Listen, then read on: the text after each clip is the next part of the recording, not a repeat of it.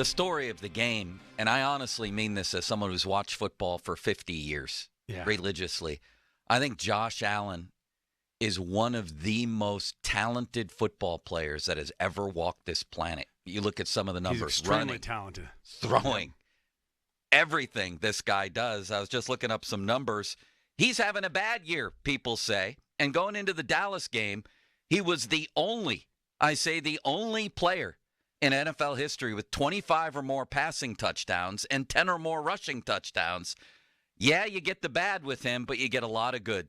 So you, Chris Hoke, are back in your meeting room with Dick LeBeau and Troy Polamalu and James Farrier and Lamar Woodley and Casey Hampton and Ryan Clark and Ike Taylor, and you guys are all planning and scheming to face this super freak. Yeah.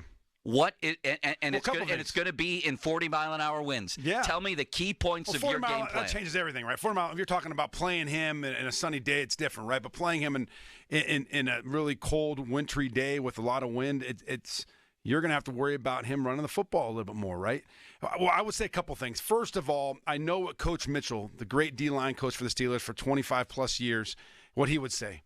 He would employ what we would call the mush rush. Right, where we wouldn't try to get on the edge and get upfield where we might open up vertical escape lanes for him, right? We would try to squeeze the pocket and collapse it around him and keep him in the pocket so he couldn't escape and run, right? A lot of times when you're trying to get on the edge and you're working moves, you might open an escape lane for him. It's okay to do that for a quarterback who can't run, right? You can do that for Peyton Manning or a Tom Brady.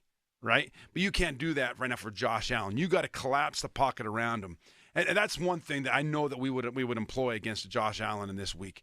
Another thing is you can't call a lot of coverages where you turn your back to him. You got to keep everything in front of you. You got to have your eyes in front. Is that the translation for zone? I think you got to play zone. I think you got to play a lot of zone. We've struggled in zone, right? The Steelers have struggled, especially over the middle. Right? Now we're getting Minka back. We're getting KZ back. So that's going to have an impact there. But we've struggled in the medium areas of the zone in covering tight ends. And they got two good tight ends, Dawson Knox and Dalton Kincaid. These guys are good. And Kincaid's probably the best of both of them. And so we're going to have to figure that out. But they're a little soft in the middle. You saw that in the game against the Ravens, too, with Huntley hitting some throws over the middle. They've got to be better there. Tighten up that zone. That middle linebacker's got to get better, sit better in that zone and get in that pass lane. So I would say those two things for me is you've got to make sure, try to do the best you can to keep him in the pocket by that mush rush, and then make sure you keep your eyes in front of you and not have your back to the line of scrimmage.